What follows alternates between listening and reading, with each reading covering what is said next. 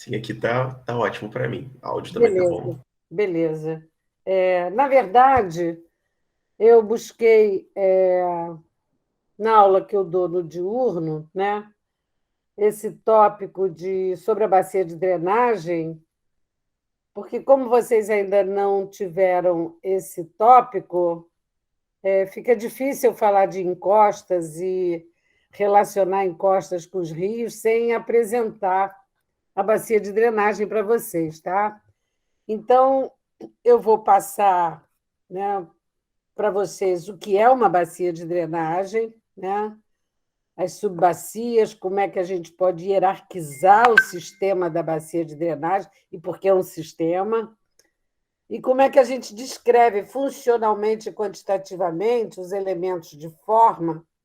Isso seria uma aula prática, né? Que depois eu converso com os professores, meus colegas, sobre essa sequência. Tá bom? Então, vamos embarcar agora na bacia para depois a gente trabalhar um pouco os processos nas encostas.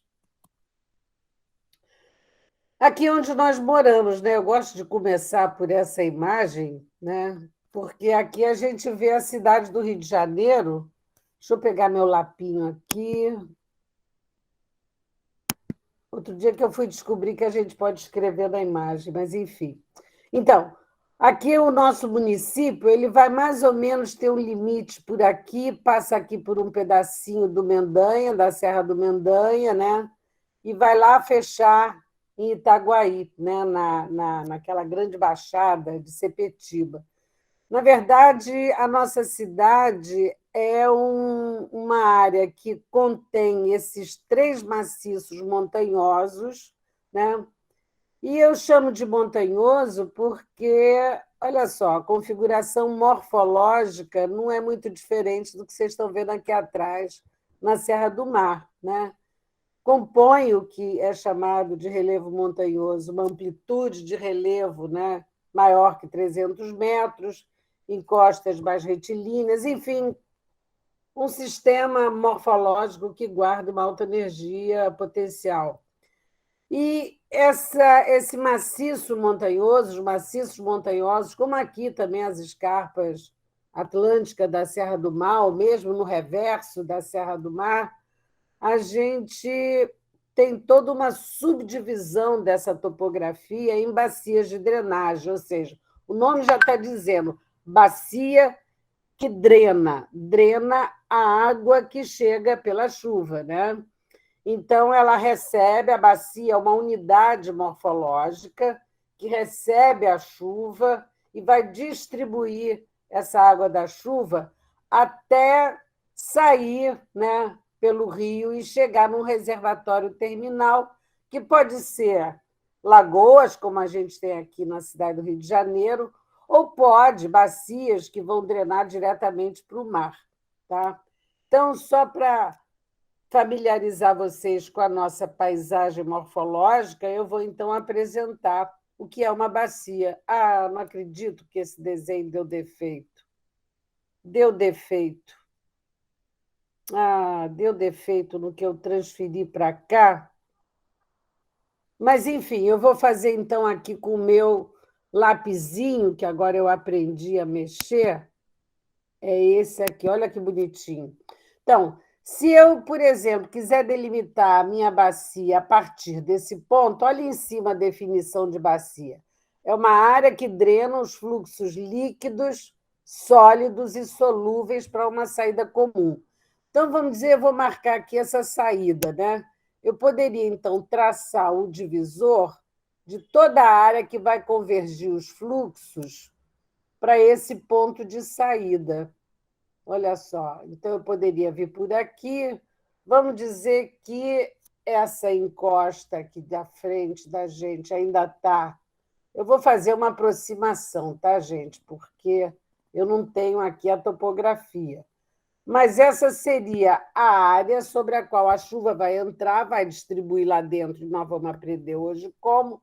E essa área, se eu puder mudar a cor do meu lápis, ah, está aqui. ela tem toda uma drenagem que eu vou fazer por alto, tá? Que vai descer por aqui, vai correr para esse rio principal aqui, que eu vou traçar a partir desse. Né? Aqui é o rio principal, ele tem os seus meandros, que vocês vão aprender o que é depois, e vai passar por aqui, vai embora, até chegar naquele reservatório terminal. Aqui pode ter outra drenagem tributária, enfim. Dentro da bacia de drenagem, vocês já estão reparando que nós vamos ter, né, vários canais pequeninos nascendo aqui na parte mais alta do relevo, né? Eu poderia traçar um outro rio chegando por aqui. Então, pequenos rios vão convergir para um rio principal, né? E esse rio principal vai levar essas águas até um reservatório terminal. Então, a bacia é isso. É uma área que eu posso delimitar em diferentes pontos, né? Mas é uma área que drena para uma saída comum. Aqui a gente tem mais ou menos esse desenho que falhou, visto em planta. A área de contorno, que nós vamos chamar de divisor de águas, né? E internamente, para uma saída comum, internamente, toda uma rede de canais de drenagem, né? Que se organizam hierarquicamente entre esses primeiros aqui, que vão conectar o domínio de encosta com a drenagem principal. Né? Então, a rede de canais são essas linhas em preto que vocês veem aqui nessa figura. E o resto que está inserido nesse recorte tracejado são as encostas. Claro, é um recorte muito usado no planejamento, né? Justamente porque a gente consegue saber essa água que passa por aqui, de onde ela vem. Né? Essa água que passa aqui, de onde vem? Vem dessa área. Significa, por exemplo, se eu tiver vários deslizamentos na parte mais alta, os sedimentos vão convergir para dentro dos rios, das encostas para os rios, e os rios vão coletar, né, essa carga sólida e convergir para o canal principal. Num evento extremo de chuva, como o aporte de água e sedimentos é muito grande, geralmente o que vai acontecer? O rio vai transbordar. O rio transbordar é natural, mas se eu não tenho ocupação, eu não tenho fenômeno de risco. Agora, se eu tenho a ocupação, as cidades ou as áreas ocupadas com plantios podem ser atingidas e, se a cidade não se preparar adequadamente, nós vamos ter um desastre. Por isso que é importante a gente conhecer a bacia de drenagem, o recorte espacial, compreender a rede de canais dentro desse recorte espacial, porque é um dos recortes de planejamento e de gestão do território. Então, a dinâmica interna desses fluxos, né, que drenam, que são drenados por uma bacia, vem de impulsos climáticos, né? Outros impulsos, a força gravitacional está sempre presente. Nós vamos falar muito hoje dos impulsos de energia associados às chuvas extremas, inclusive eu vou dar uma ênfase, porque elas impulsionam o desencadeamento de processos atuantes nas encostas para produzir formas. E, nesse contexto, hoje nós vamos ver o processo de erosão, que tem vários condicionantes, né? A vegetação, o uso da terra, a própria geomorfologia, os solos e o substrato geológico. Então, por exemplo, eu sou especialista em encostas, estudo os processos que governam a evolução das encostas, e se nós formos pensar nos sistemas de paisagem, eles vão estar se desenvolvendo sobre um terreno com essa morfologia, então conhecer as bacias de drenagem é muito importante. Bom, as figuras hoje ficaram tortas, porque dessa transferência é uma coisa difícil, e na pressa a gente não consegue botar em ordem. Enfim, então, a partir das chuvas, nós vamos desencadear os processos que têm regulações, né, nas condições de cobertura superficial do próprio da própria morfologia dos solos e do substrato geológico. Vamos ver de que maneira, então, adiante esses condicionantes vão interferir.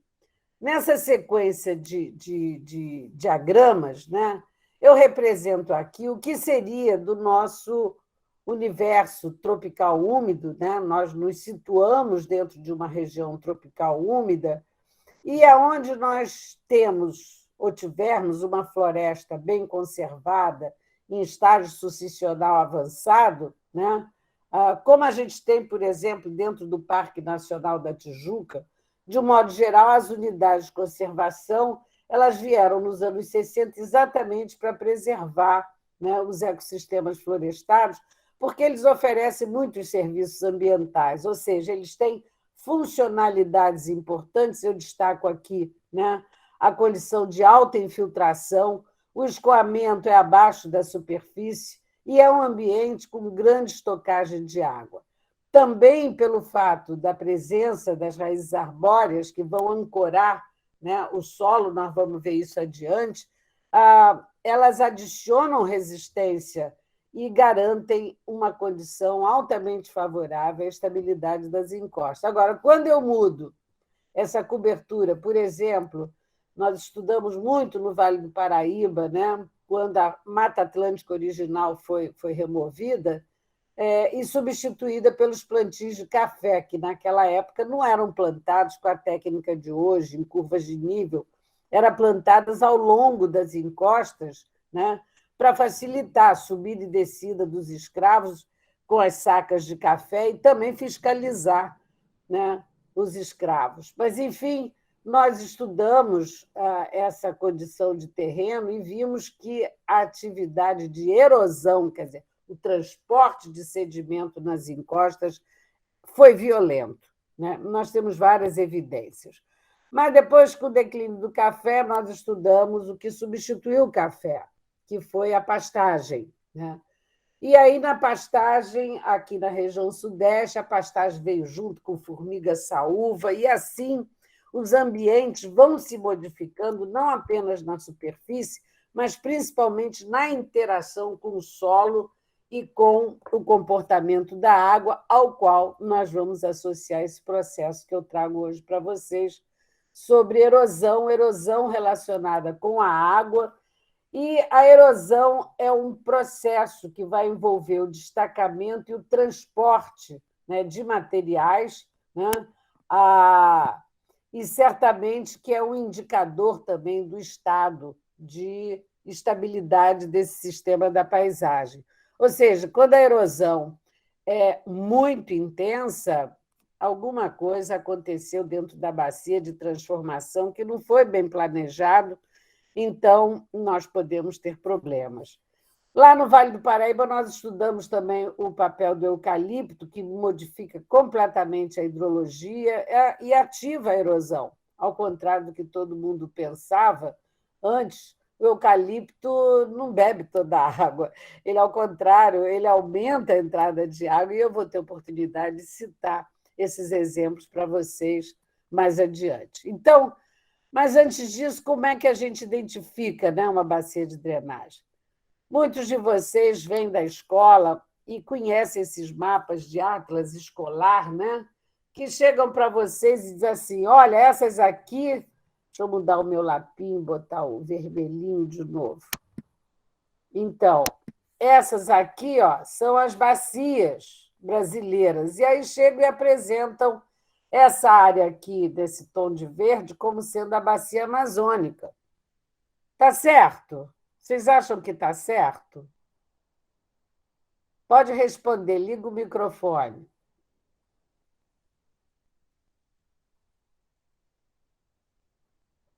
A turma está muda ou vocês não estão me ouvindo? Professor, eu acho que essa generalização para a escola tá boa, mas talvez eu imagino que dentro da região amazônica existem muitas bacias porque tem muitos rios.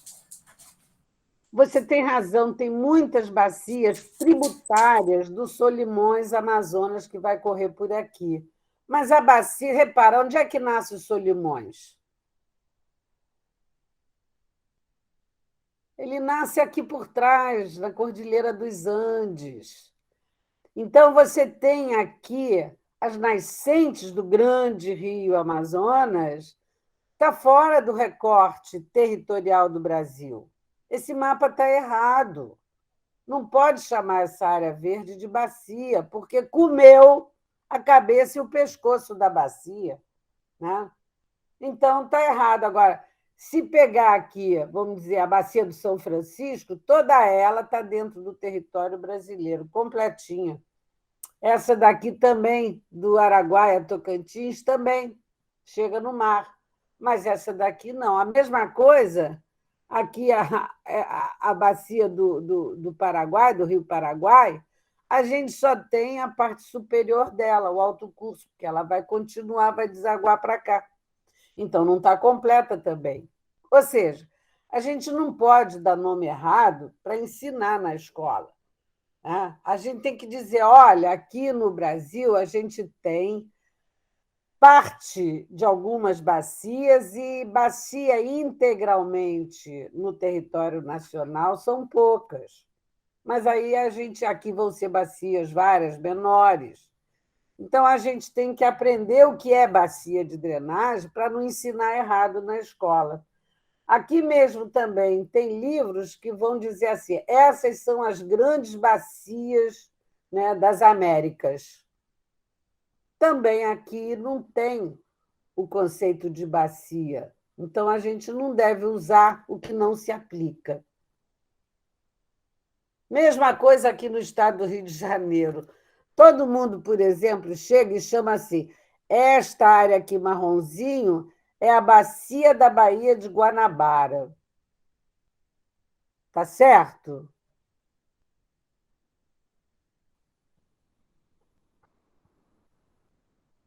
Eu gosto, às vezes, de perguntar um pouquinho para me animar. Então, se vocês puderem responder, a gente faz uma troca, né? Pode ser?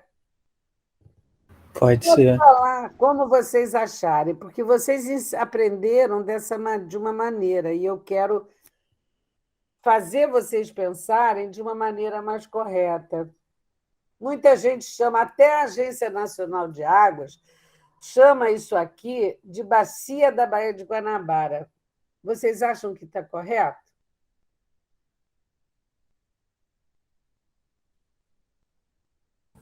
Professor, Acho que até pelo sim. seu tom, acho que não. Muito bom. Como é teu nome? Gostei. Eu, É. Arthur, Oi, Arthur. Gostei, Arthur. Você está me ajudando na aula. Ah, aqui, por exemplo, eles vão chamar de macrobacia. Bom, eu costumo brincar, né? O que é macro em relação ao meso e ao micro. Pior ainda é quando chamam de microbacia. Aí eu fico nervosa, porque eu não sei o que é micro, meso e macro, porque isso são palavras relativas umas às outras. Então, qual é a minha referência para eu poder usar? Né? Está entendendo? Agora, vamos lá. Se fosse num passado remoto, quando o nível do mar estava lá embaixo, a menos 100 metros em relação ao atual, né? Essa drenagem aqui do Rio Macacu, de vários rios que drenam aqui das áreas daquela parte da escarpa atlântica da Serra do Mar, né? E aqui tem os maciços costeiros que eu falei, tem bacias pequenininhas que drenam direto para a lagoa, para o mar. Então, aqui tem várias bacias pequenininhas e aqui tem bacias que vão drenar para a Baía de Guanabara. Bom, no passado, quando o nível do mar estava menos 100 metros, isso aqui tudo formava realmente uma bacia. Mas com a subida do nível do mar, né, a gente tem aqui agora a Baía de Guanabara e várias bacias drenando para a Baía de Guanabara. Né? Assim como a gente tem várias bacias pequeninas drenando diretamente para lagoas ou para o oceano. Né? Como aqui no sul do Rio de Janeiro, a gente tem várias bacias drenando direto do mar. É onde a Serra do Mar, inclusive, vai chegar para abraçar o mar, ou o mar abraçando o continente por aí. Então, a gente precisa saber exatamente o significado das palavras que nós usamos para não usar de modo errado. Então, o nome já está dizendo bacia de drenagem, que é uma área que drena fluxos líquidos, sólidos e solúveis para uma saída comum. Isso é muito importante para a gente poder aplicar, né, o conceito de bacia de drenagem no planejamento, né?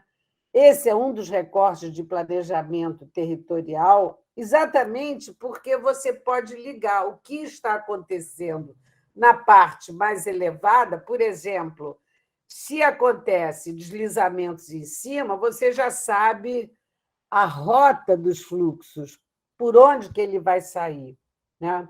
Quando eu der movimentos de massa, eu vou trazer exemplos, né, para vocês do que aconteceu no alto da serra e drenou fluxos que atingiram várias áreas de municípios diferentes antes de desaguarem no Rio Paraíba do Sul. Tá? Então, a bacia de drenagem é uma feição topográfica, e nós vamos ver que ela se reproduz na paisagem, nas partes mais elevadas, às vezes até sem canal de drenagem. Depois você começa a ter uma hierarquia, começando pelos canaizinhos que se juntam da encostas para a rede, né? É a rede de drenagem que nós vamos ver que existe em várias ordens hierárquicas. Bacia de drenagem com rede de canais drenante, né? Então, nós também podemos chamar de bacia hidrográfica. Então, as bacias, enquanto áreas drenadas por esses canais de drenagem que convergem os fluxos por uma saída comum, olha só, aqui a gente tem o exemplo dado, vários deslizamentos nas encostas, contribuindo com fluxos de sedimentos para dentro dos rios, que vão, então, levar essa carga que estão recebendo para as áreas mais baixas. Aqui uma outra imagem. Repara, se eu não perceber a conexão entre as encostas e a rede de canais, dificilmente eu vou compreender, né, quando esses fluxos atingem as áreas mais baixas e destroem, né, as ocupações humanas, de onde vieram esses fluxos? Como é que nós vamos evitar isso? Por exemplo, os japoneses já sabem que isso vai acontecer nas encostas, vai formar esses fluxos densos que nós vamos ver na outra aula, e eles fazem um monte de barramento aqui ao longo do caminho para evitar que esses fluxos cheguem na parte mais baixa e destruam. Então, o recorte de bacia, por essa razão, é um recorte de planejamento, né, territorial e também de gestão do território, né, porque a gente pode intervir, melhorar a situação das encostas para minimizar o aporte de grandes quantidades desses fluxos que podem causar prejuízos consideráveis. Mas, no domínio das colinas, né, a gente também tem essa rede de canais. Não é só na região montanhosa, drenando para a parte mais baixa, que pode ser um ambiente de colinas. E, às vezes, áreas de colinas de baixa amplitude topográfica, elas estão sujeitas a erosões em formas de canais, né, muito intensas, como vocês veem nessas fotografias. E nós vamos estudar isso mais adiante. Agora, uma bacia de drenagem, né, e eu poderia traçar aqui aproximadamente o limite dessa bacia que nós estamos vendo, com esse reservatório de água, que é resultante de uma barragem artificial, né? Isso aqui é lá na Lagoa do Camorim, no maciço da Pedra Branca, e a área de contribuição é toda florestada, com uma floresta muito conservada. Então, nós vamos ver a diferença entre o comportamento hidrológico e erosivo numa área bem florestada, com uma floresta bem conservada, para a gente poder pensar o que acontece quando a gente transforma a cobertura vegetal, quando a gente mexe no sistema. Se a gente não souber planejar corretamente, compensando as mudanças que nós introduzimos, certamente nós vamos ter alterações que podem se transformar em problemas até graves. Olhem só essa outra bacia daqui, né? Eu poderia delimitar por aqui ela também, né? Está drenando para onde? Para esse riozinho aqui. Eu fechei aqui por interesse da aula, no sentido de que a imagem não me permite mais para jusante. Essa palavra vai expressar a jusante, o que está abaixo, a montante, o que está para cima. Então, o rio vai drenar para jusante até chegar no seu reservatório terminal. Mas olha só o mosaico de vegetação que essa bacia contém. Certamente que, se chover aqui em cima, a resposta dentro do rio vai ser muito diferente se eu comparar a resposta do rio numa bacia totalmente florestada. E aqui? Aqui a gente está vendo um trechinho, né, de área do Maciço da Tijuca, já chegando aqui perto do mar. Aqui é uma baixadinha, né? Quem vem aqui pela como é o nome dessa? Niemeyer, essa daqui, né? Aqui é a Rocinha, para localizar. Aqui, então, é uma baixadinha, né? Com uma ocupação que expande ao longo desse eixo. Ora, esse eixo aqui é o eixo de uma bacia que drena fluxos para cá, né? Agora, imagina, se eu tenho deslizamentos aqui, isso já aconteceu, eu vou entrar com fluxos com muita quantidade de sedimento, o que significará com grande potencial de destruição, porque a água, quando ela contém muito sedimento, né, ela tem uma viscosidade, ela tem uma força de transporte muito grande. Então, o que encontrar no caminho vai derrubando e vai incorporando mais sedimento e vai incorporando detritos, árvores, pedaços das construções destruídas. Então, por exemplo, ocupar esse fundo de vale num sopé de encostas montanhosas como essa é extremamente perigoso. Ou você faz toda uma intervenção para proteger essas pessoas, o que é incomum na nossa realidade brasileira e principalmente no Rio de Janeiro. Todo mundo sabe que pode acontecer deslizamento, mas a cidade está sempre aqui colada no sopé dessa área montanhosa, portanto, sujeita a ser atingida por esses fenômenos. Bom, agora vamos para o contraste, né? Entre a área que tem topografia que permite a subdivisão de bacias de drenagem e as baixadas costeiras, como a gente tem tantas aqui em volta dos nossos maciços montanhosos. Ora, essa foto, o que está mostrando?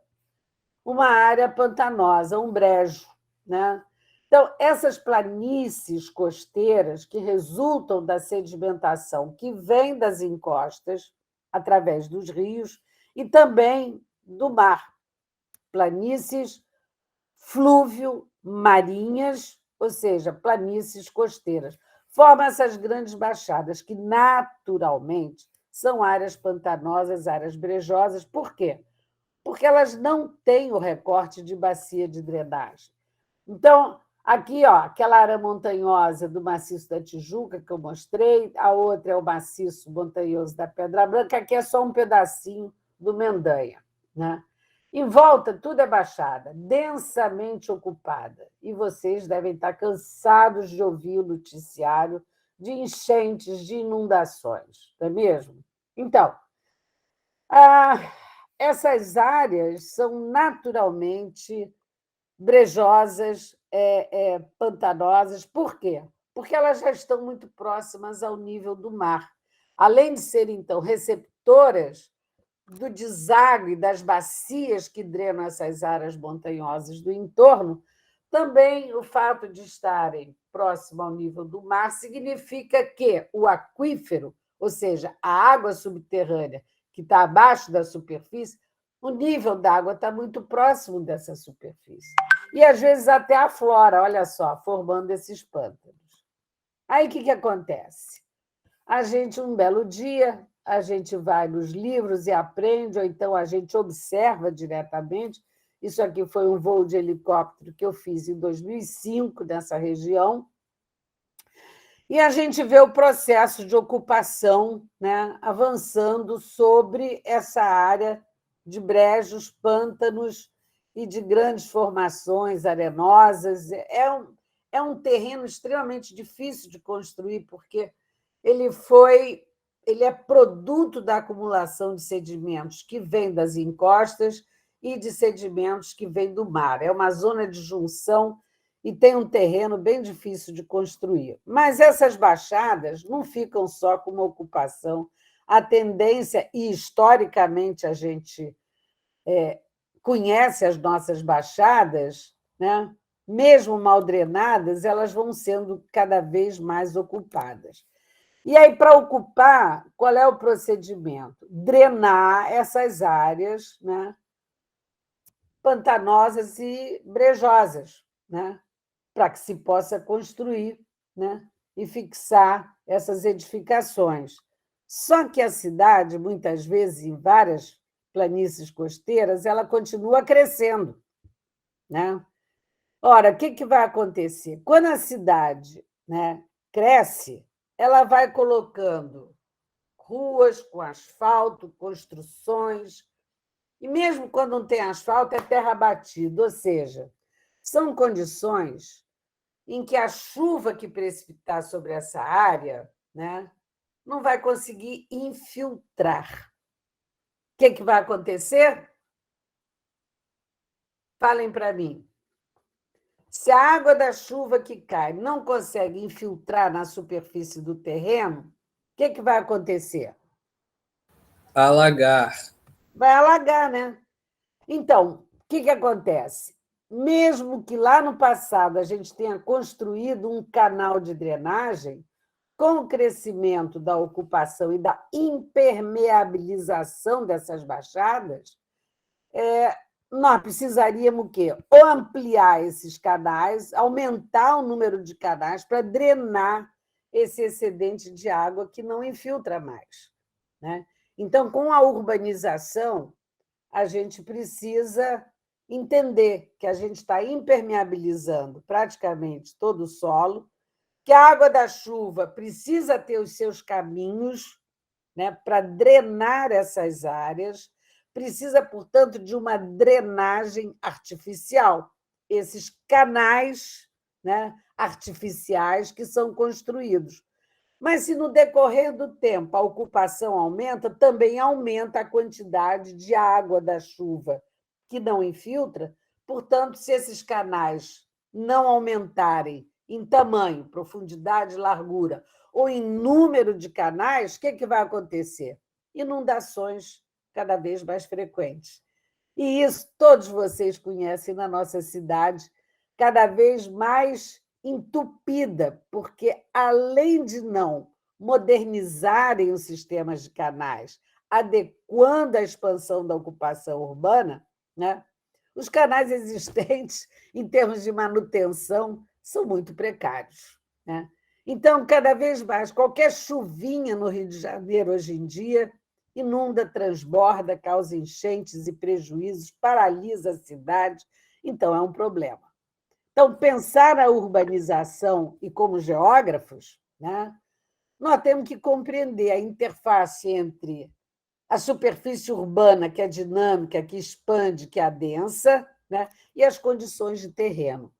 Porque quem não perceber as condições de terreno, não adianta pensar só no que vai fazer na superfície, porque atrás disso virão os problemas que a gente vai chamar de um rótulo bem bonito, problemas ambientais. São problemas consequentes da falta de planejamento racional, né? Professora, Fala. eu tenho uma dúvida. Embora eu não saiba muitos detalhes acerca daquela obra que foi feita na Praça da Bandeira, que é uma região historicamente suscetível àquelas enchentes, eles Verdade. fizeram um grande tanque, né, embaixo da Foi, praça para evitar as enchentes. foi. Esse tipo de obra, ele é uma solução temporária ou ele de fato resolve o problema?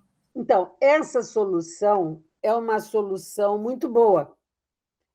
Na verdade, aquele piscinão da Praça da Bandeira foi um planejamento feito há uns quase 30 anos atrás, mas só há pouco tempo é que foi executado. Esse é um outro problema. Mas o que acontece? O que foi construído é bom, diminuiu as inundações, fez um controle. E é suficiente? Não, na verdade, o projeto tinha outros piscinões também, né? Então, vamos ver, num evento extremo de chuva, como é que essa área vai responder. Mas essa foi uma obra inteligente e nós precisamos muito de obras de drenagem ou de estocagem da água da chuva. Muito obrigada pelo seu comentário, que enriquece, né, a possibilidade da gente desenvolver o tema da nossa aula. Obrigado, professora. Obrigada a você também. Quando chega na linha de costa, né, aqui já é a praia, isso aqui é perto ali daquela área de Macaé, né?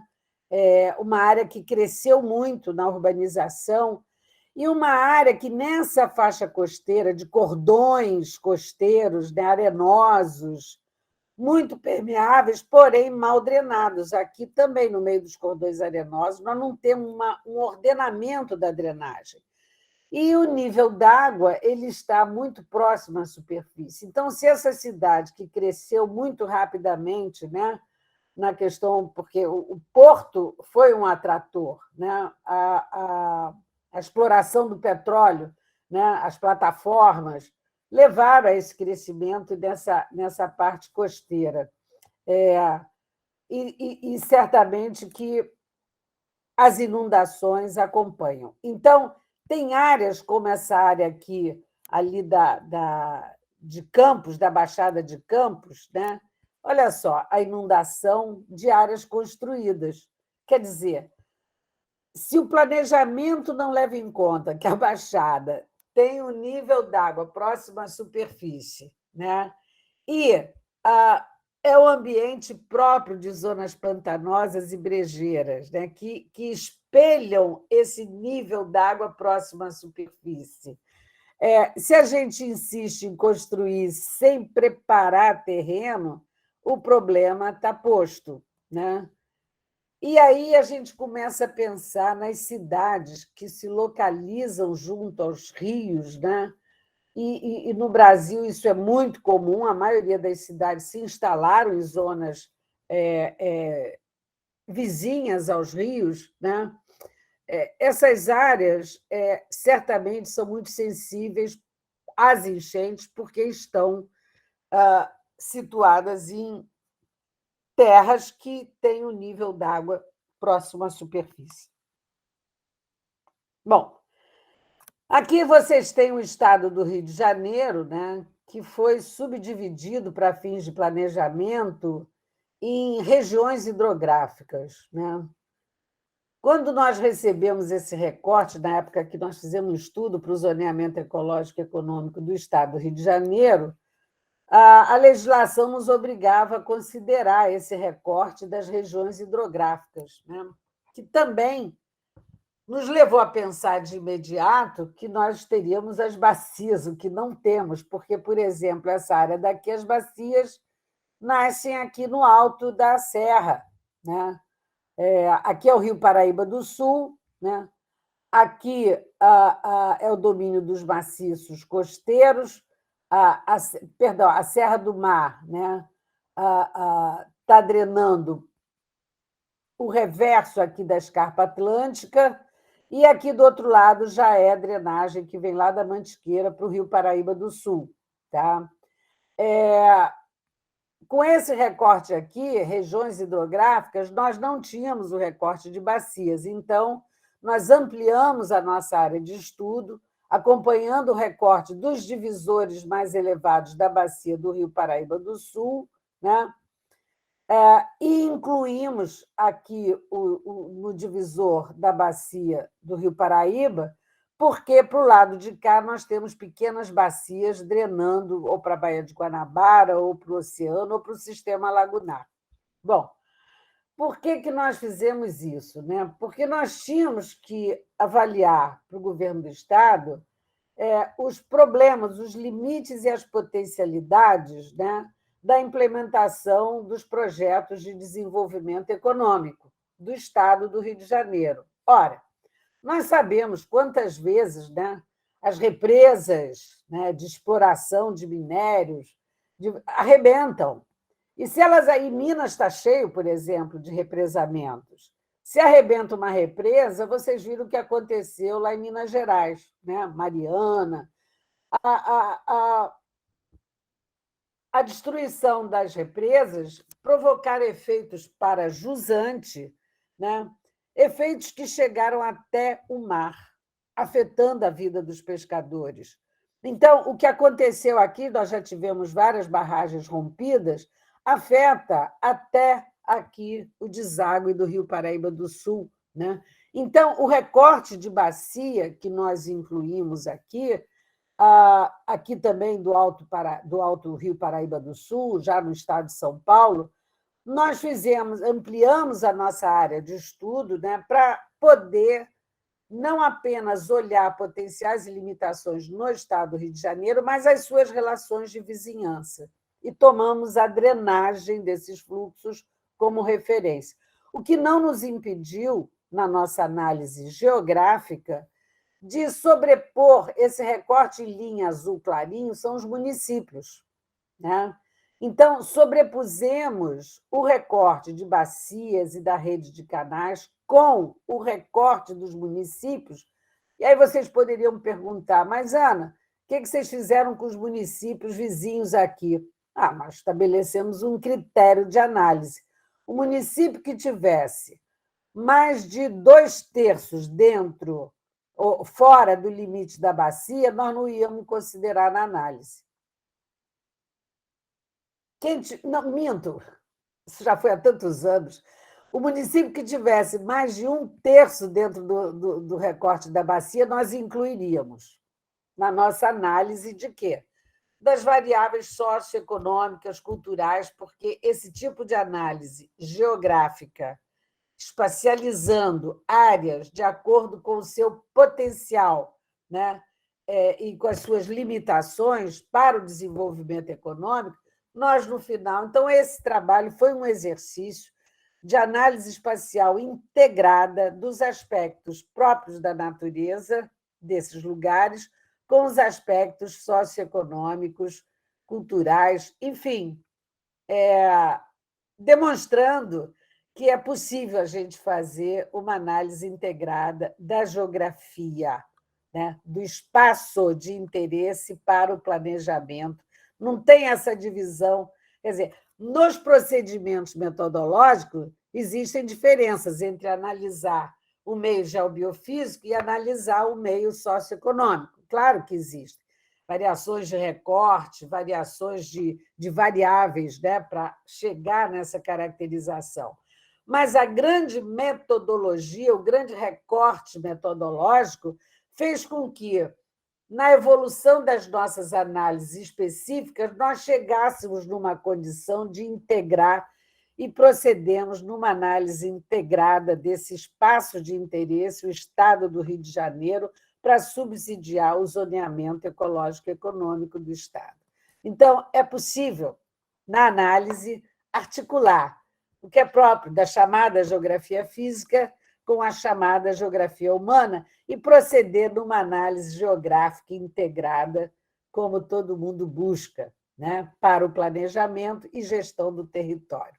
Se não houver integração, vai pensar só no urbano? E aí? Em cima da Baixada, ainda vai chamar de bacia, errado, ainda vai pensar, sem levar em conta que é zona pantanosa de saturação, se não fizer o recorte de bacia na parte mais interior, né, onde você tenha relevo, né, quando acontecerem deslizamentos na parte mais alta, mesmo distante de um determinado município, aquele município poderá ser atingido e o desastre está posto. Portanto, perceber o espaço na sua configuração morfológica, levando em conta os sistemas de drenagem, é fundamental no planejamento territorial e na gestão do território. Então, cada um de vocês poderá escolher, porque a gente escolhe mergulhar e aprofundar o nosso conhecimento de acordo para que lado o coração bate. Eu gosto mais disso, eu gosto mais daquilo. Então, cada um estuda no seu específico, mas a percepção geográfica de um modo integrador é fundamental para que vocês se tornem bons geógrafos aplicados ao planejamento e à gestão do território. E aqui, então, a gente tem outras formas de representação dessa área que drena para uma saída comum. Aqui a rede de canais, que vocês estão vendo, e tudo que está em azul é o domínio de encostas. Então, a bacia de drenagem, por isso que a gente diz, tem dois, é um sistema. Por quê? Porque suas partes, componentes, da vegetação, do uso da terra, da forma, do solo, do substrato geológico, todos esses componentes estão interagindo, estão interrelacionados. Isso configura, então, esse recorte espacial como um sistema, e, por isso, quando a água da chuva entra, ela vai se distribuir dentro desse sistema e ela vai ter um efeito residual que vai para dentro dos rios, né? Então, nós temos que entender o que ocorre nas encostas para poder prever o que vai acontecer nos rios. De um modo geral, os engenheiros, como é que eles fazem, né? Não quero falar mal dos engenheiros, não, porque eu sou parceira dos engenheiros da área civil, dos geotécnicos, dos hidrólogos, e eu aprendo muito com eles, mas é uma questão de formação. Eles olham o espaço de interesse muito pontualmente, muito localizado. Então, na hora de fazer uma barragem aqui, o que eles vão fazer? Ou aqui, pronto, o que eles vão fazer, né? Eles vão medir quanto de água vai passar por aqui, quanto de sedimento, quais são os fluxos, a magnitude do fluxo, para poder calcular o tamanho da represa, o material, a quantidade, como é que eles vão fazer. Eles também vão calcular quanto de sedimento vai chegar na parede da represa, porque eles vão ter que ter um sistema de esvaziar, senão a represa vai entupir, né? Então, eles fazem essa quantificação no rio. Mas aí o que acontece? Se essa área era toda florestada e foi desmatada, a resposta aqui no rio já vai mudar. Aí aquele cálculo todo precioso não vai funcionar mais. Portanto, de novo, eu justifico que esse é um dos recortes de planejamento fundamental e com a vantagem que a gente pode hierarquizar, né? E eu posso dizer assim, olha, nas bacias aqui de ordem 1, eu já sei onde é que elas estão. Elas estão nesse domínio de cabeceira de drenagem, que é onde a gente tem a maior concentração dos processos de erosão, principalmente de movimentos de massa em condições naturais e também modificadas. Então, a bacia é uma área que drena através das encostas para a rede de canais até um reservatório terminal. Eu posso, então, como eu já disse anteriormente, estabelecer um posto de mensuração, porque nesse ponto aqui, vocês vão aprender lá em processos fluviais, eu tenho aqui o fundo do meu rio, eu sei que um dia a água está aqui embaixo, quando chove a água sobe, eu posso medir a altura. E a área por altura, eu posso saber qual é a descarga de água desse rio, ou seja, dessa bacia. Eu não vou me deter aqui, porque vocês deverão ver isso em fluvial. Mas eu posso reconhecer nesse recorte quais são as áreas montanhosas, quais são as áreas de colinas e quais são as planícies fluviais, né? Ou seja, são subsistemas a planície fluvial que drena, né? Mas, às vezes, o que acontece? Ela recebe tanta carga de sedimento que ela não consegue transportar. Então, ela vai acumular sedimentos. E os sedimentos que ela acumula aqui pelo rio, né, chama de planície fluvial. Então, eu já falei em planície flúvio marinho, lá na zona costeira. Agora eu estou apresentando para vocês a planície fluvial no interior da bacia de drenagem. O que nós vamos fazer aqui é estudar nas encostas, e eu vou me referir a encostas em ambiente de colinas e também em ambiente montanhoso. Eu vou seguir adiante um pouco mais rápido, tá? Mas eu não posso deixar de dizer para vocês que esse limite da bacia é o que nós chamamos de divisor de águas. E os limites internos entre as subbacias nós vamos chamar de interflúvios. Tá? Então, eu tenho uma drenagem tributária de um canal principal, né, que drena aqui para um outro de uma ordem hierárquica ainda superior. Mas aqui eu tenho o exemplo da hierarquia. No caso dessa imagem, essa hierarquização foi proposta por Strahler. E ele ensinou para a gente o seguinte: tudo isso é base topológica, matemática, né, que não vem ao caso agora, mas quando duas bacias de primeira ordem se juntam, vai formar uma de segunda ordem. Se esse canal de segunda receber um de primeira, ele não vai mudar de ordem, não. Mas se ele receber outro de segunda, e repara que não tem a ver com o comprimento.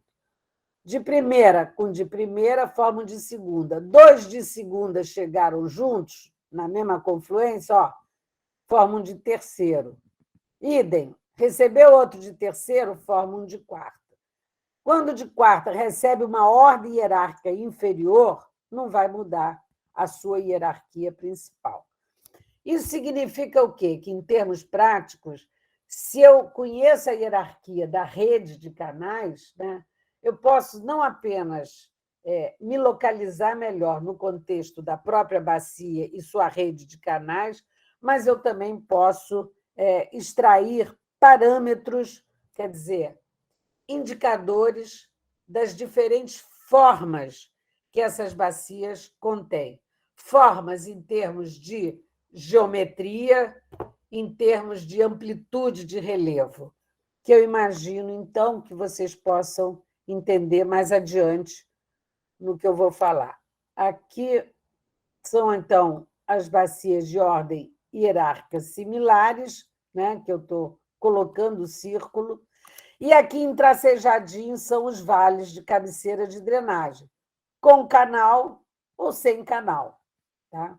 De qualquer maneira, é a primeira ligação, né? É o que nós chamamos de nascentes ou vales de cabeceiras, e é importante eu frisar isso, porque eu vou me referir a esse domínio das bacias nas encostas por diversas vezes.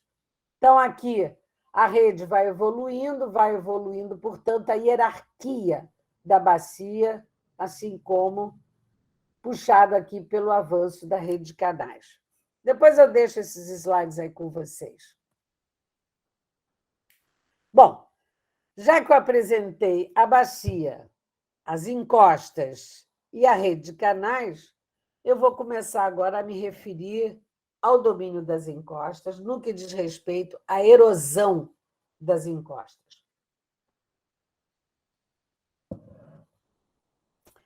Então, a erosão, como eu já falei e vou repetir, é um processo que envolve o destacamento das partículas do solo ou de fragmentos de rocha. Então, destaca e transporta, né? Na medida que a erosão vai evoluir, removendo materiais, a superfície do terreno vai rebaixando.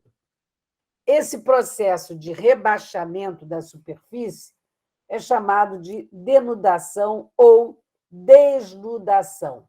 Eu já me acostumei a falar sem o S, serve com S ou sem S. Então, a erosão é o processo que destaca e transporta material. E a denudação é o efeito da remoção que vai rebaixando a superfície do terreno. Bom, a erosão não é conduzida só pela água da chuva, ela também pode ser conduzida pelo vento, que eu imagino que vocês vão receber quando olharem a parte costeira, processos costeiros. As geleiras, eu imagino também que vocês vão receber adiante informações sobre os ambientes glaciais. Eu vou passar rapidamente, mas a fauna escavadora do solo, assim como a queda de árvores, como remove solo, quer dizer, está destacando e transportando, é também erosão, que nós vamos chamar de erosão biogênica. Eu vou passar rapidamente por isso. E as atividades humanas, né? A ação humana também é erosiva, né? Aqui no Rio de Janeiro, por exemplo, vocês sabem que o Morro do Castelo, né, foi totalmente erodido para fornecer material para justamente tornar as áreas de baixadas passíveis de construção e de crescimento da cidade, né? Então, o Rio de Janeiro era uma cidade, antes de ser uma cidade, né, como nós conhecemos, era uma área de baixada pantanosa, né? Então, ela precisou ser drenada, ela precisou de material, né, terra, para preencher e poder ocupar a cidade. Então, a atividade humana também é erosiva, né? Inclusive, quando a gente abre um túnel, a gente está erodindo a rocha. Então, a ação humana conduz o que nós chamamos de erosão antropogênica. Bom, eu vou me referir fundamentalmente à erosão relacionada aos fluxos de água nas encostas, né? E aí, quando chove, essas setinhas aqui representam, a água da chuva vai ter vários caminhos. Nós vamos ver já já. Uma parte pode infiltrar, pode escoar perto da superfície ou pode infiltrar em profundidades maiores para recarregar os aquíferos subterrâneos. Então, o que exceder a condição de infiltração vai escoar na superfície, né, do terreno. E quando é que excede? Quando as características físicas da chuva, que nós vamos ver já já, a intensidade da chuva, né, é maior que a capacidade de infiltrar. Então, vai ter um excedente que vai escoar por aqui. Vamos falar disso. E aqui na base da encosta, que recebe água, né, com frequência, esse nível d'água aqui, essa manchinha mais escura, vai tender o quê? A elevar o nível d'água. E a água pode sair para fora do terreno. Por quê? Porque o solo já preencheu todos os espaços vazios, todos os poros já estão preenchidos de água. Então, vai ter excedente de chuva. A chuva que vai cair junto com esse excedente vai formar um outro tipo de escoamento superficial, que é o fluxo subsuperficial, é o fluxo superficial de saturação. Nós vamos ver um por um. Claro que a cobertura vegetal vai influenciar muito isso. De que maneira? Uma floresta, né? Aqui eu boto aqui os valores aproximados de tudo que eu já estudei, aqui na Floresta da Tijuca, né? Essas copas arborais, árvores precisam de água, tá certo? Para sobreviver, né? Então, parte da chuva que cai vai ser interceptada pela vegetação, principalmente pelas copas arbóreas. É muito variável, né? Mas, em termos médios, vamos colocar aqui 20% da chuva. Vamos supor, uma chuva de 50 milímetros, né? É uma chuva grande. Podia ser de 30 milímetros. Parte da chuva vai ser interceptada pela vegetação florestal. Significa que o que vai atravessar, né, já não é igual ao que precipitou sobre as copas. Bom, do que chega ao solo, aqui tem uma cobertura de folhas que caem das árvores, galhos, vai absorver também uma parte da água da chuva. E vai dar transferência gradual da água para dentro do solo.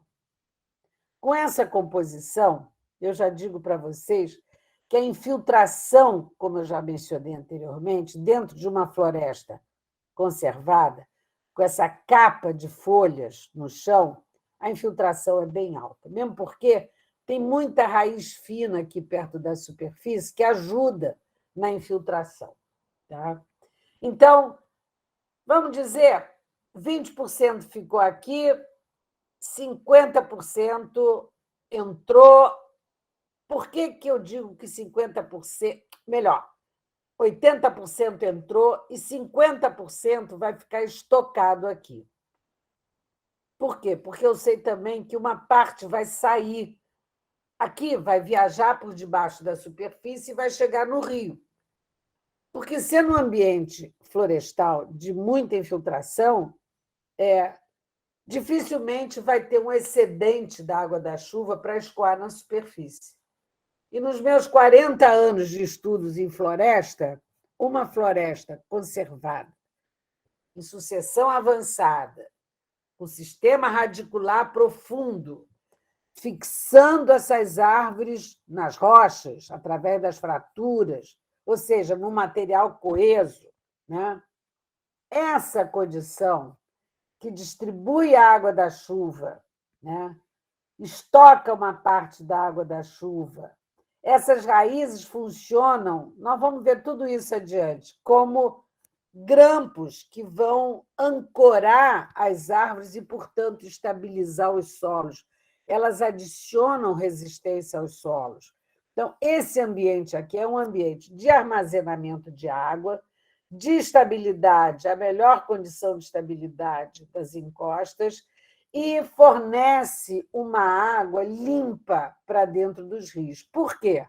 Porque, como se esses serviços ambientais, como se essas funcionalidades hidrológicas não bastassem, as árvores também podem receber chuvas altamente contaminadas, como aqui no Rio de Janeiro, né? A gente chega chuva ácida, 4,2, a gente recebe chuva com os resíduos dos carros, dos automóveis, chumbo, uma série de resíduos, e a floresta vai filtrar. Repara aqui no pH. Ela vai passando pela floresta e vai neutralizando. Então, a floresta tem essa função também de filtragem, né? Então, ela acaba limpando. Além do mais, ainda é um elemento de fixação de carbono, né? Então, é uma condição de cobertura que a nossa cidade aqui do Rio de Janeiro, né, embora no passado, século XVIII, XIX, tenha devastado a Mata Atlântica original para plantar café, né? Depois disso, a floresta, o café exauriu os solos, a atividade caiu, e aí a vegetação cresceu naturalmente, embora lá nas cabeceiras tenham plantado algumas mudas. A nossa floresta aqui do Maciço da Tijuca é por regeneração natural, fundamentalmente. Bom, então, significa que a nossa cidade do Rio de Janeiro precisa do Parque Nacional, precisa dos outros parques para conservar a floresta e garantir um pouco mais de segurança para a nossa cidade. E vocês vão ver adiante o que acontece. Bom, Sobre o papel da vegetação, eu vou deixar com vocês algumas referências. Posso adicionar depois outras tantas em português para vocês também lerem sobre a nossa área. Por quê? Porque quando a floresta morre, né, ela não morre toda de vez, ela vai morrendo aos poucos até virar capim, principalmente em consequência de atividade do fogo. Mas as raízes remanescentes, principalmente essas finas, elas ainda garantem uma entrada muito boa de água dentro do solo. E aí, quando o solo recebe muita chuva e todos os vazios entre os grãos ficam preenchidos de água, vai formar fluxos turbulentos.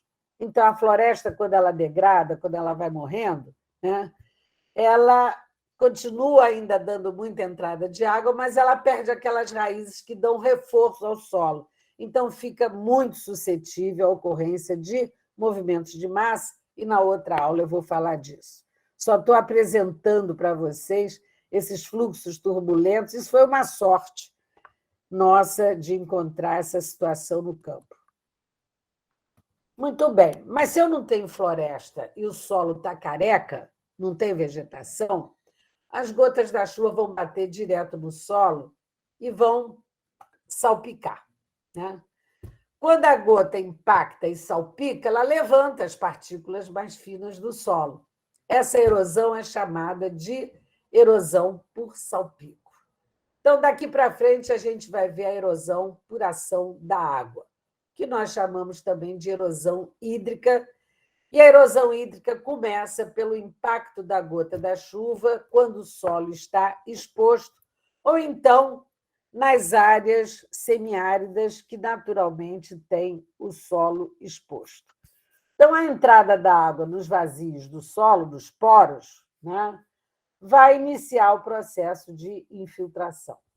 Após a entrada da água, né, a água vai percolar dentro do solo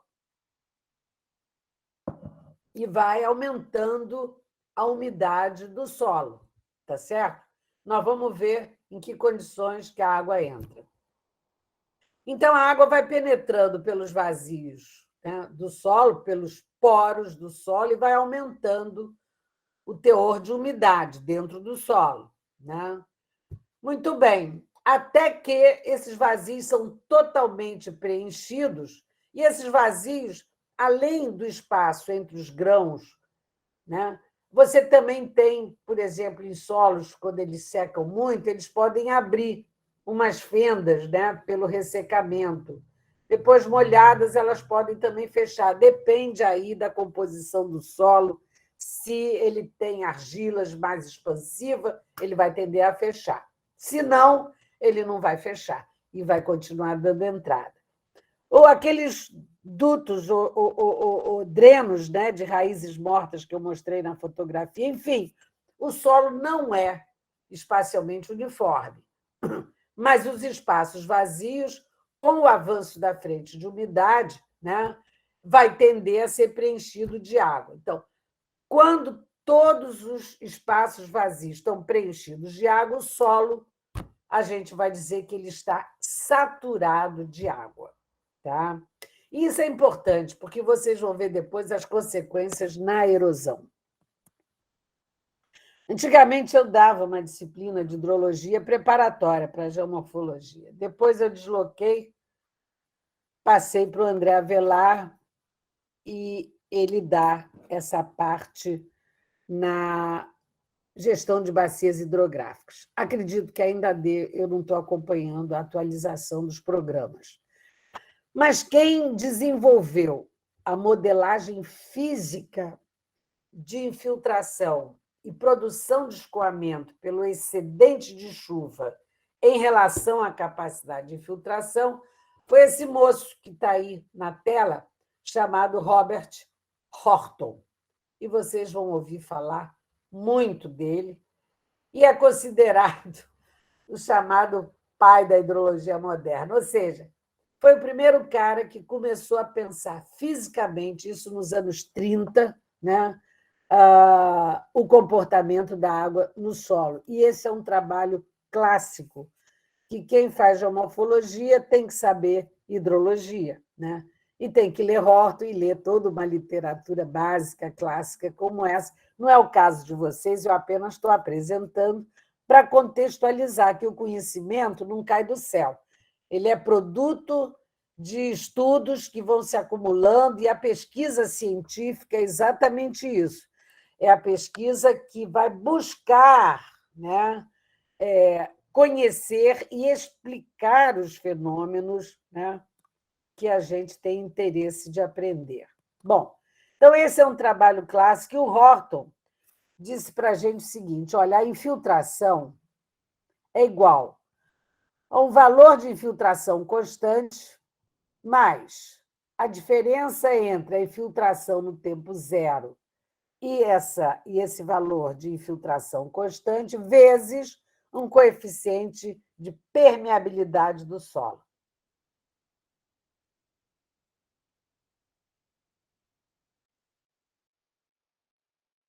Aí a crise começa, o que não deveria ser assim. Eu acho isso um absurdo, mas, no meu tempo, né, e eu estou falando da minha graduação, entre 1970 e 74, também era diferente de agora, mas nós recebíamos noções de matemática, de estatística, nós recebíamos muita, inclusive para entrar para o mestrado, e eu fui da terceira turma de mestrado, de 1974, eu me formei e emendei o mestrado.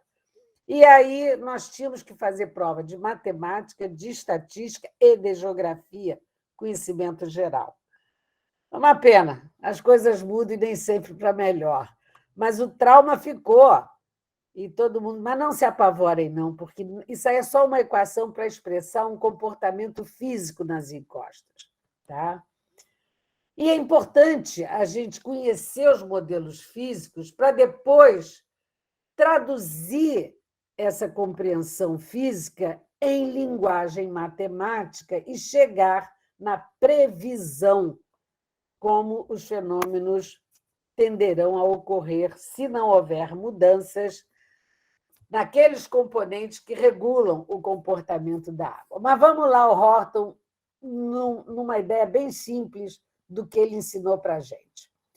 Ele disse assim, imagine uma encosta, aí ele idealizou, e ele falou assim, e nessa encosta a infiltração é igual em todos os pontos. O que vai acontecer? Vai chover, e aí ele falou assim para a gente, ó, uma chuva também constante. É claro que a gente sabe que, às vezes, a chuva começa fraca, depois ela fica forte, depois ela fica mais fraca, não é mesmo? Então, mas ele idealizou uma condição para simplificar a nossa compreensão do modelo físico que ele, então, sacou para a gente, né? Então, ele falou, imaginem que a capacidade de infiltração, o que é capacidade de infiltração? É a taxa de entrada de água no solo.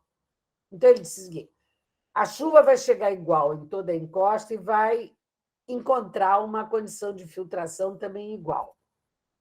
E aí, o que ele disse?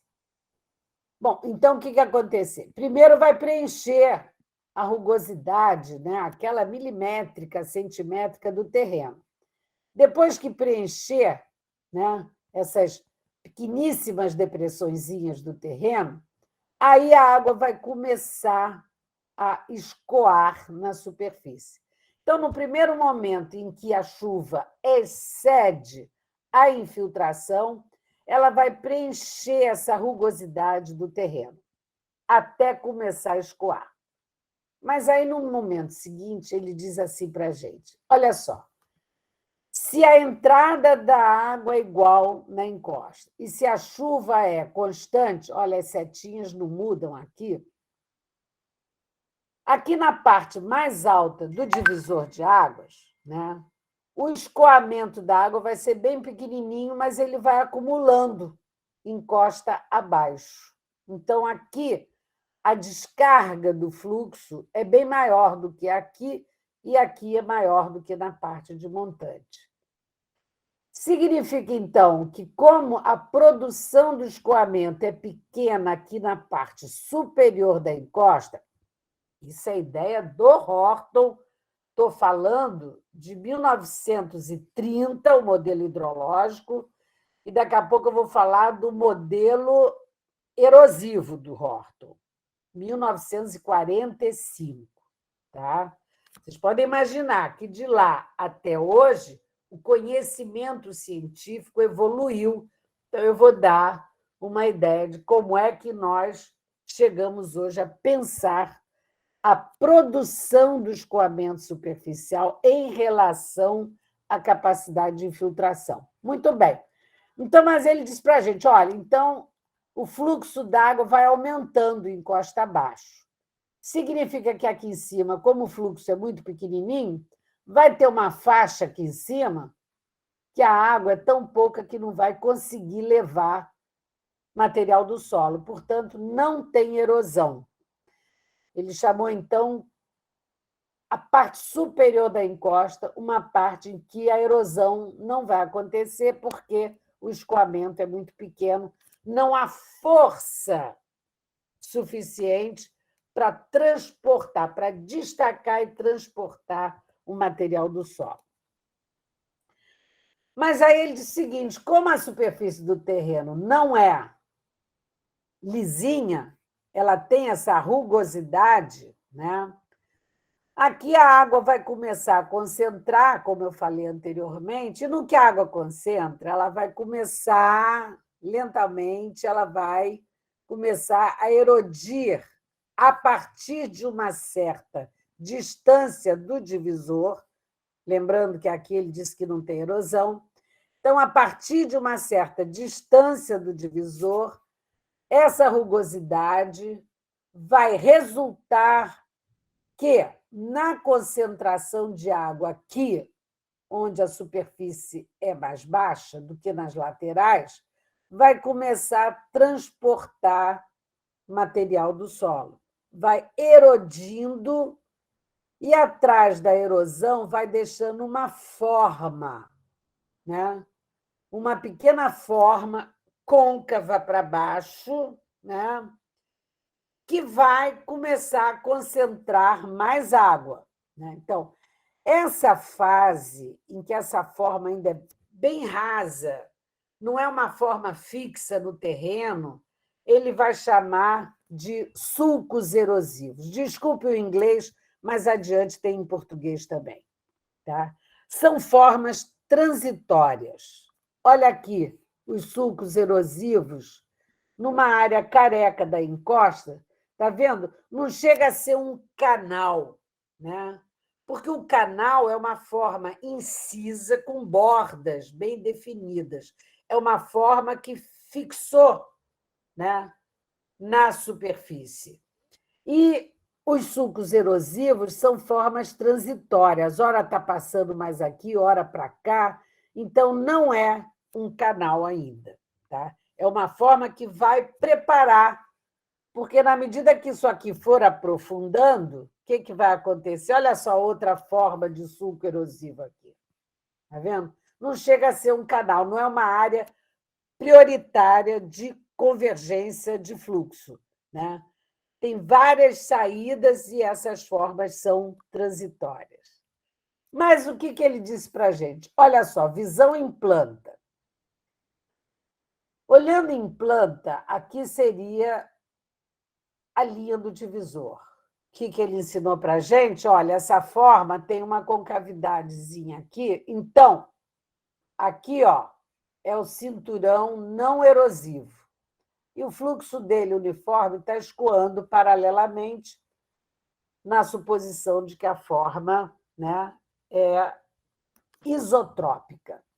Mas se fizermos uma linha aqui para ver a morfologia do terreno ao longo dessa linha de linha, nós vamos ter esse desenho aqui. Olha aqui a rugosidade do terreno, que vai fazer com que a água comece a concentrar aonde a rugosidade for um pouquinho mais profunda do que na vizinhança. Ora, olhando aqui em cima essa rugosidade, que o Horta ensinou para a gente? Olha, primeiro vai preencher de água. Depois é o seguinte, essa rugosidade aqui é mais profunda, né? Então, ela vai tender a erodir um pouco mais. Com isso, essa água que estava aqui no vizinho vai migrar para cá. Ele chamou isso de pirataria de água superficial. Tá? Então, na medida que o terreno não é um plano reto, ele tem uma rugosidade, aonde tiver um pouquinho mais profundo e a água começar a concentrar e escavar mais rápido, vai piratear a água da rugosidade do vizinho, como vocês podem ter uma visão por aqui. E assim por diante. Esse canalzinho que já puxou a água do vizinho vai aprofundando e vai puxar do outro vizinho. E assim a água vai acabar escoando da vizinhança para esse canal principal. Vamos voltar para esse desenho? Aqui a gente tem, então, a rugosidade do terreno ampliando, e tem aqui um ponto que já começou, né, mais profundo, foi aprofundando, pirateando a água do vizinho e aprofundou mais rápido. Então, a água que antes corria e erodia linearmente começa também a migrar lateralmente. E é dessa forma que o Horton não apenas desenvolve o canal principal da drenagem, mas também vai alargando a parte lateral para formar um vale. Né? Então, a incisão linear do canal erosivo por ação da água superficial, que dá origem, né, à migração lateral dos fluxos, abrindo o vale. Então, esse é um modelo de formação de canal e de abertura de vales por ação exclusiva do escoamento superficial do tipo hortoniano. E isso é possível por causa desse ajuste lateral que o Horton chamou de micropirataria. Então, aqui o nosso cinturão não erosivo, nossos fluxos pela condição isotrópica, mas aqui no eixo aprofundou mais rápido, a água começou a migrar da lateral e a mesma coisa vai se repetir. Se eu fizer um corte transversal por aqui, o que eu vou ver? Que pode ter uma rugosidade mais profunda, concentrando água, e vai abrir outro canal. Aqui já é o canal tributário do Horton. Então, o Horton ele vai, a partir da erosão, né, sob condições uniformes de infiltração e de chuva, ele vai, seguindo a rugosidade do terreno, por pirataria lateral, vai aprofundar um determinado canal. Na medida que esse canal vai aprofundando, ele vai puxando a água lateralmente, a rugosidade lateral vai abrir outros canais e, com isso, ele vai formar uma rede de canais por ação exclusiva da água superficial, seguindo o modelo que ele propôs, onde o escoamento superficial resulta, né, da chuva excedente que não infiltra no solo. Portanto, a intensidade da chuva é superior à capacidade de infiltração. Isso, então, é a equação que eu mostrei lá no início, em que ele diz para a gente que a infiltração é igual um valor de infiltração constante. E por que a capacidade de infiltração no início da chuva pode ser bem mais alta do que esse valor constante? Por quê? Primeiro, vamos pensar, se a chuva é igual, a intensidade da chuva é igual à capacidade de infiltração, toda a chuva vai infiltrar. Se a intensidade da chuva é inferior à capacidade de infiltração, toda a chuva vai infiltrar. Mas se a intensidade da chuva é superior à capacidade de infiltração, nós vamos ter a produção do escoamento superficial. Mas, como eu falei para vocês também, se o solo está exposto e as gotas começam a salpicar, o que vai acontecer? Salpica. O material mais fino vai voltar. Então, a acumulação desse material fino que volta, que deposita de novo na superfície, como é um material mais fino, ele vai bloqueando a entrada da água. Vai bloquear, e, além disso, o salpico da gota da chuva também pode... Vocês já andaram na chuva, imagino. Num terreno com solo exposto, ou mesmo na praia, vocês veem aquelas pequeníssimas depressõezinhas, quando chove, ficam aquelas depressõezinhas na superfície. Então, significa que o solo está sendo compactado. Então, de um lado, em solo exposto, a água da chuva vai compactando e, quando ela salpica, vai acumulando o material mais fino e vai selando. Com isso, no decorrer do início da chuva, a capacidade de infiltração vai diminuindo, até chegar num valor constante. E o que é esse valor constante? Imagina a superfície do terreno, e eu tenho aqui, posso não ter nem raiz, mas o solo ele tem uma propriedade que a gente vai chamar de condutividade hidráulica. Quer dizer o seguinte, é a capacidade do solo transmitir água. Então, se o solo está num plano, como nas baixadas, a água vai filtrar só numa direção. Mas, se o terreno é inclinado, a água vai entrar e vai também ter uma outra componente lateral paralela à superfície. Então, dependendo da capacidade do solo transmitir água,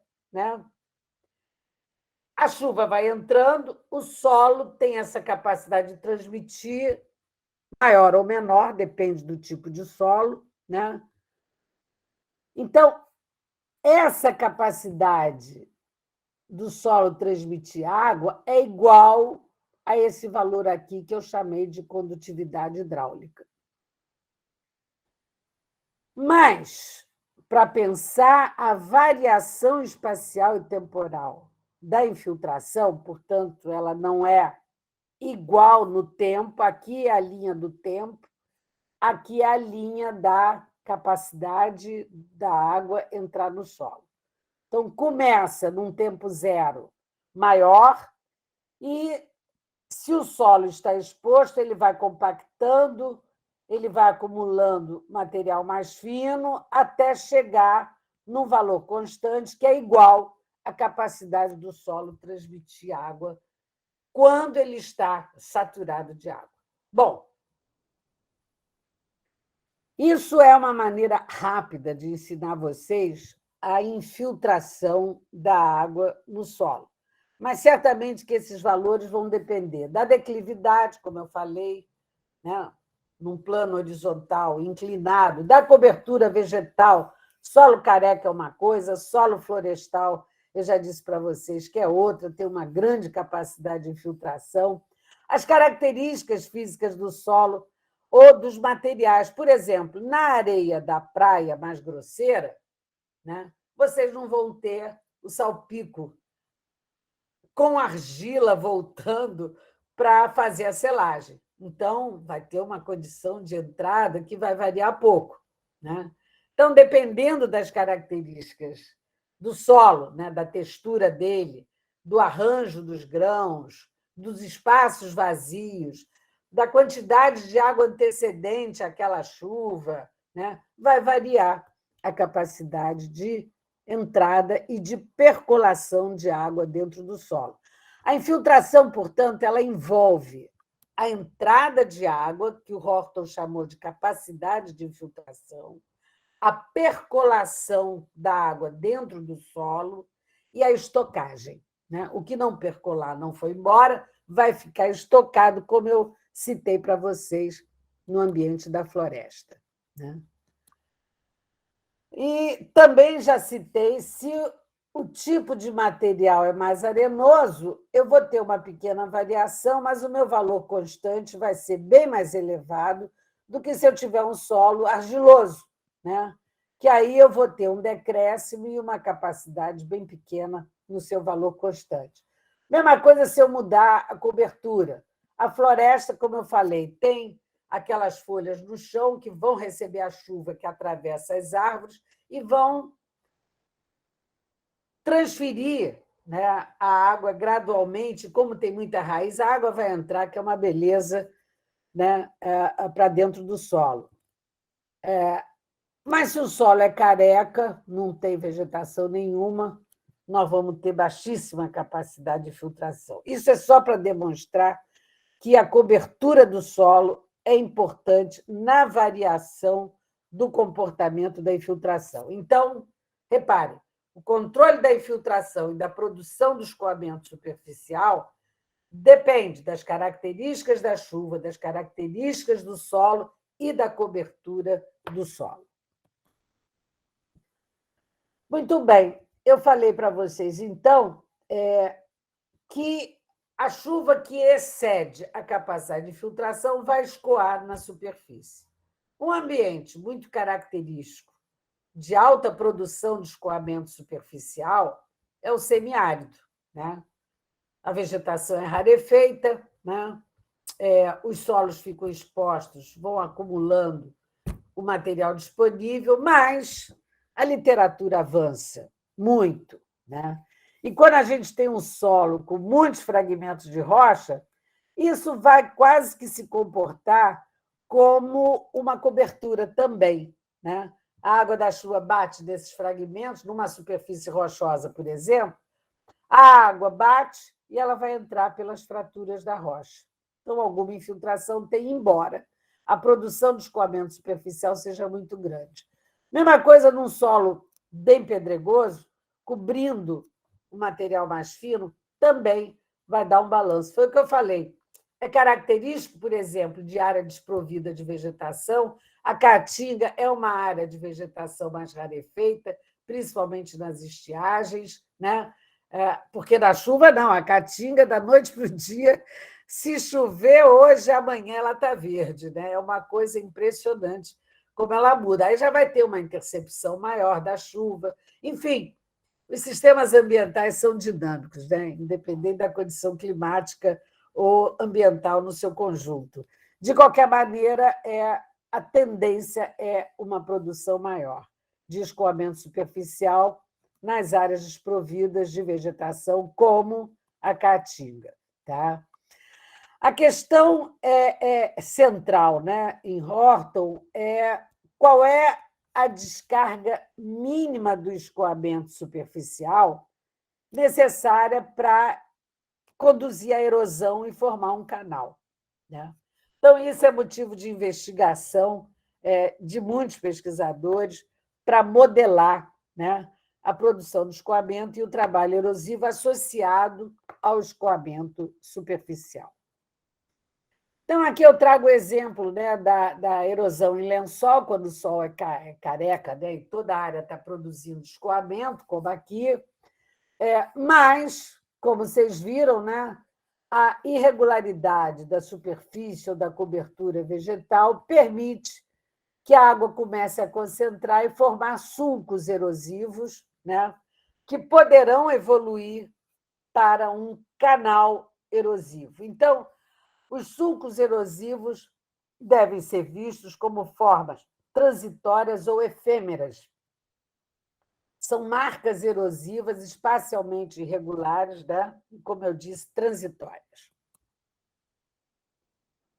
Mas podem concentrar a água mais num determinado ponto da rugosidade do terreno e começar a aprofundar o canal erosivo. Tá? Então, o que é um canal? É uma forma natural de incisão linear. Então, eu tenho a superfície do terreno, eu começo a erodir e eu vou fazer uma incisão com bordas bem definidas. Então, eu posso ter concentração de água, eu posso ter enxurrada de água. Lá no semiárido é muito comum formar enxurrada sem ser em canal. Às vezes, a superfície do terreno tem uma irregularidade que acaba conduzindo a água, né? Concentra e forma enxurradas. Então, não é canal. O canal é uma forma incisa, com bordas bem definidas. Isso foi definido nos anos 90 por dois pesquisadores, por sinal, meus colegas de longa data, o William Dietrich e o Thomas Dunne. Eu vou citar eles adiante também. Tá? Então, vamos lá ver como é que forma um canal erosivo, que na literatura internacional é chamada de gully. Né? Então, gully, no termo inglês, não diferencia mecanismo de formação de canal.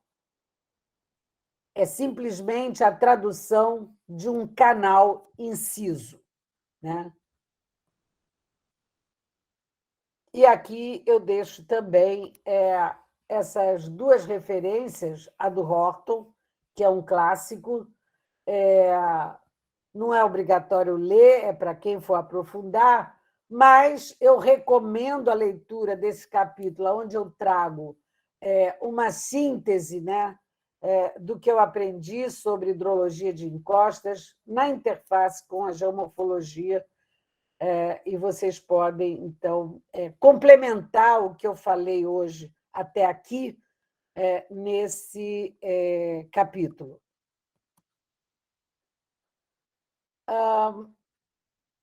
Vou só citar para dizer o seguinte: o primeiro autor a questionar esse modelo de uniformidade espacial na infiltração e na produção do escoamento superficial foi este sujeito chamado Bateson, em 1964, mas eu cito ele aqui só para sublinhar, né, duas coisas. Primeiro, então, que a capacidade de infiltração não é espacialmente uniforme. Imagine uma superfície do terreno com tufos de grama, né?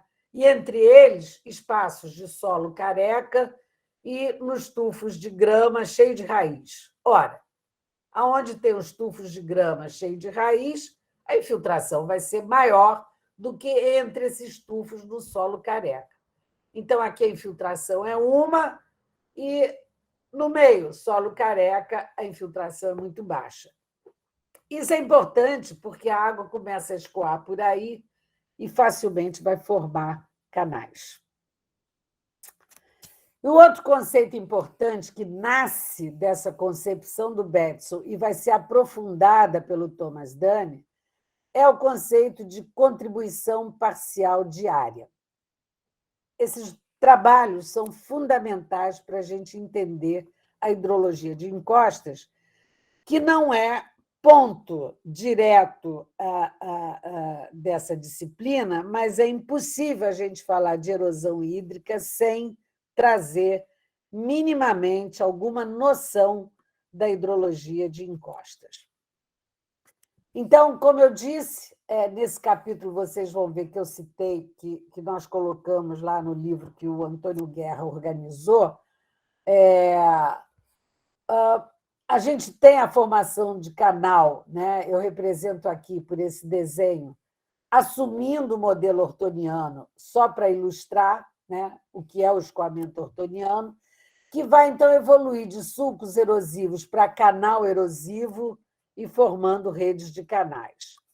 Então, para a gente firmar isso, os sulcos erosivos podem evoluir para canal, e, no Brasil, os canais incisos produzidos pelo escoamento superficial concentrado é chamado de ravina. Quando esse canal aprofunda, né, como aqui essa imagem do livro do Teixeira, que também deve estar na composição bibliográfica de vocês, é em português, Quando esse canal aprofunda, ele pode atingir o aquífero. E aí a água subterrânea exfiltra, né? Sai aqui para fora, e no que ela sai, ela exerce uma força sobre os grãos do solo e pode, então, destacar esses grãos e transportar esses grãos. Então, essa erosão associada à exfiltração de água subterrânea, ou seja, a erosão por água subterrânea, ela pode continuar evoluindo esse canal, mas aí no Brasil a erosão que forma canal relacionando com água subterrânea, em 1953, o Pichler, um geólogo de engenharia da Universidade de São Paulo, não, do IPT, perdão, designou esses canais de vossorocas, né? Que os indígenas olham isso como um rasgo na terra, e tem um nome que eu nunca lembro, não sei escrever, mas a origem desse termo é indígena, que significa rasgo na terra. E o Terzaghi, como Pichler, relacionou essa etapa da erosão por água subterrânea como sendo associada a vossorocamento. Então, as ravinas podem evoluir para vossorocas. Porém, né, dentro do modelo do Dunn, do Black, que ele, então, relacionou a contribuição de áreas parciais para o escoamento da chuva, né? Isso foi logo material da tese de doutorado do Thomas Dunn, e ele, em 80, escreveu esse artigo aqui, que eu acho fabuloso, porque ele reproduz o que eu estudei durante anos, só que o meu estudo veio do campo. E ele, a partir da concepção da área parcial de contribuição convergindo para os fundos dessas concavidades, né? O que ele observou? Que aqui no fundo, né, a água escoa continuamente aqui por baixo. Quando chega aqui embaixo, né, eu falei para vocês, ela vai exfiltrar, porque ela já saturou tudo. A chuva que cai sobre a zona saturada vai formar o que ele chamou de fluxo subsuperficial de saturação. No capítulo 3 do livro que o Guerra organizou, vocês vão encontrar tudo isso, tá? Para rever o que eu estou falando.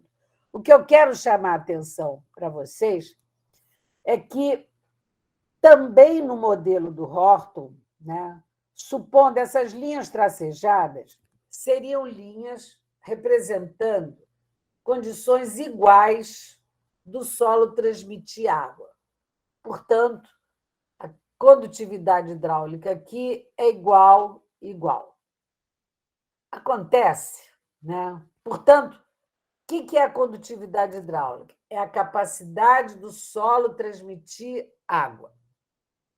O que eu falei para vocês? Quando a água exfiltra, né, ela vai exercer uma pressão sobre os grãos, vai deslocar material, portanto, vai erodir, né? Então, o que o Thomas Dunn mostrou para a gente? Imagina que você tem aqui um barranco do rio, né? E o rio está batendo aqui nesse barranco e está erodindo esse barranco. Então, ele está formando, vai dando origem a essa reentrância aqui, ó, que vai fazer com que, como essa área já abriu um pouco mais, esse fluxo que chegava aqui perpendicular, né, ortogonal ao comportamento da condutividade hidráulica, né? Portanto, da poropressão, da pressão da água sobre os grãos. Então, até aqui seguia acompanhando esse paralelismo, agora segue o fluxo d'água, linha contínua, é o que ele representa aqui, segue ortogonal a essas linhas de carga de pressão igual. Mas quando o rio começa a solapar, o fluxo vai começar a convergir, acompanhando essa variação, essa curvatura que o rio produziu. No que a água converge, ela começa a concentrar. Então, aumenta a exfiltração. Como aumenta, vai evoluir mais rápido. E como é que esse canal vai evoluir? A água está vindo de cima para baixo, mas a pressão da água na parede do canal, né, começa a fazer o seguinte, olha só, aqui eu represento o nível d'água, aqui a superfície do terreno. Ora, a água está saindo, mas aqui na cabeça desse canal, ela concentra, ó, daqui, daqui, daqui de cima. Então, a água sai com mais força na cabeça do canal. Esse ponto terminal aqui do canal, a gente vai chamar de cabeça do canal. Então, se a descarga aqui é maior, significa que a atividade erosiva aqui na saída desse fluxo d'água está fazendo o quê? Está deslocando o material e vai formando uns túneizinhos. É o túnel erosivo. Começa com aquele entubamento, aquele dreninho pequeno, e vai crescendo. Quando cresce, nós vamos chamar de túnel erosivo. Lá no capítulo vocês vão ler isso também, porque eu cito, né? E aí, repare, numa condição dessa, não é difícil você estabilizar o crescimento desse canal. Os engenheiros vão lá, aonde a água está saindo, eles vão encher de pedrinhas e material drenante, né, para não deixar que essa erosão por água subterrânea continue avançando. E aí eles podem até estabilizar esses canais erosivos que crescem, né, por aumento da descarga na saída da água subterrânea. Bom, na medida que o canal vai evoluindo, então, ele vai atraindo a água. Porque o que acontece? Você tem uma superfície do terreno, você começa a escavar, a água dentro do terreno está sob pressão. Se eu começo a escavar, eu crio uma zona de alívio de pressão. Então, a água vai exfiltrar, né? Essa força da água exfiltrante transporta sedimento, então está erodindo. E o canal cresce mais rápido para montante, né? Porque é onde concentra mais água, e mais lentamente ele também vai alargando. E ele pode abrir outros canais, da mesma maneira que o Horton pensou. Aonde a água concentra, pode aumentar a taxa de erosão e abrir outro canal, de tal modo que você acaba tendo uma rede de canais. Então, na medida que essa rede de canais vai crescendo, você vai deslocando a rede de fluxo d'água subterrâneo. Quando vocês lerem lá o capítulo, vocês vão ter chance de fixar melhor. Ora, essa água que exfiltrou e vai erodir com mais rapidez, maiores taxas na cabeça do canal, menores taxas na lateral, né? E vai abrindo novas faces de exfiltração prioritárias, que vão abrir os canais tributários, né? Bom, se essa rede de canais estabilizar por algum motivo, vamos rodar a máquina do tempo geológico e, em alguns poucos milhares de anos, essas arestas abruptas vão começar a ficar curvas, convexas. Então, começa, né, agudo o ângulo, e se o canal estabilizar, parar de erodir esse barranco aqui, a tendência, com o tempo, é uma outra erosão entrar, que nós vamos ver só lá em movimentos de massa, o movimento lento do que a gente vai chamar de rastejo do solo, vai transformando essa ponta aguda numa feição convexa, como mostra essa figura daqui.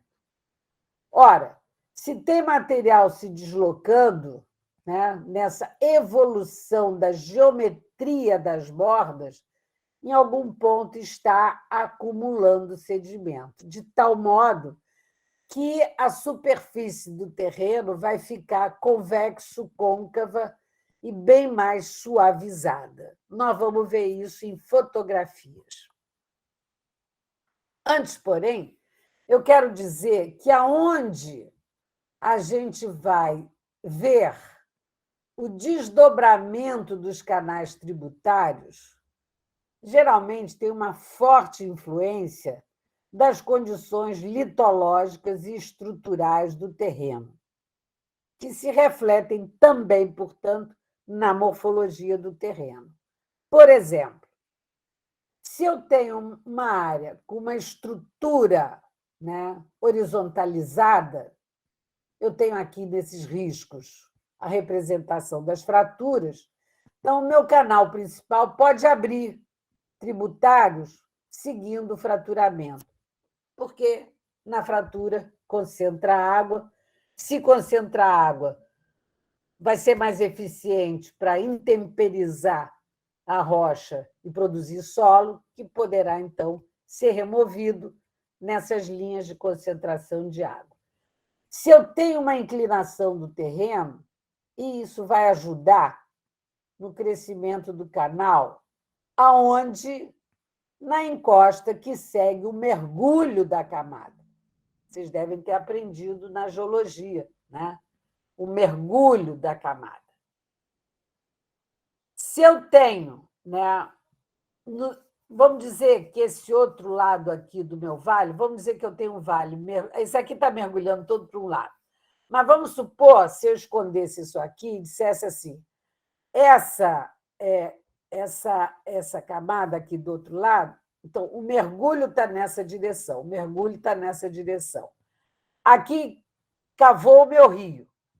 Desse lado de cá, olha só, se o mergulho está para cá, essa outra parte do vale está se desenvolvendo com uma rede de canais, né, em oposição ao mergulho da camada. Então, já não vai ser tão fácil, tão rápida a evolução. Por quê? Porque eu vou perder água também nessa direção. Então, meus canais vão ser mais magrinhos, vão se desenvolver mais lento. Se eu tenho uma estrutura simétrica, né, eu vou ter para os dois lados. Enfim, o que eu quero dizer com isso é que a estrutura do substrato geológico vai influenciar na evolução da rede de canais.